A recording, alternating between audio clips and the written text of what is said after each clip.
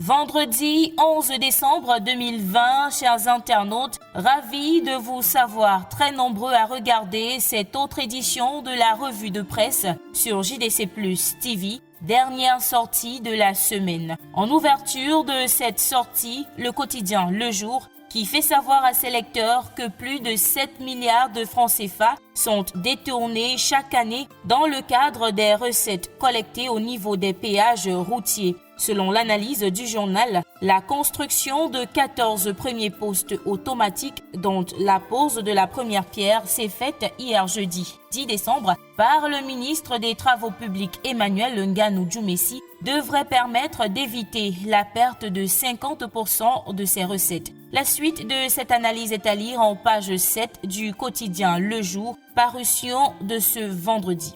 Comme on le sait tous, l'élection du président du conseil d'administration de la SONACAM aura lieu demain samedi lors de l'Assemblée générale. 4 candidats sont en lice, parmi lesquels Waxdé, Jean-Pierre Essommet et Até Bazor. Dans ces colonnes, Le Jour fait état de ce que proposent ces candidats pour révolutionner cette association qui lutte pour une meilleure perception des droits d'auteur par les artistes. Du quotidien Le Jour, on passe à Mutation qui s'intéresse à l'éducation dans les zones anglophones. Les enfants seraient sans enseignants qui auraient déserté suite à la situation sociopolitique. Mutation parle de plus de 1000 professeurs convoqués au ministère de l'enseignement secondaire pour abandon de poste. Le quotidien a tendu son micro à quelques-uns, puis fait un décryptage de la situation qu'il vous propose de lire de la page 6 à la page 7. Dans ce numéro, Mutation évoque également la pose de la première pierre pour la construction de 14 péages automatiques ou alors automobiles du côté de Mbankomo.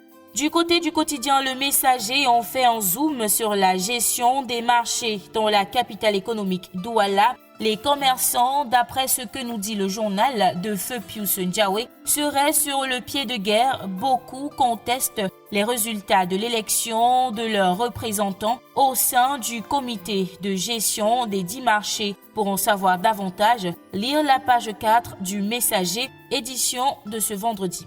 Le Messager nous amène également du côté de Bamenda dans le nord-ouest où le domicile du maire de Bamenda 2e a été incendié par des hommes armés non identifiés au lendemain des élections régionales. Il payerait donc, selon le Messager, le lourd tribut du non-respect de l'appel au boycott de ces élections lancé par les séparatistes. Et puisque nous parlons élections régionales, prenons l'œil du Sahel qui dresse le portrait des prétendants à la présidence du conseil régional dans la région de l'extrême nord. Ceci est à lire en page 3.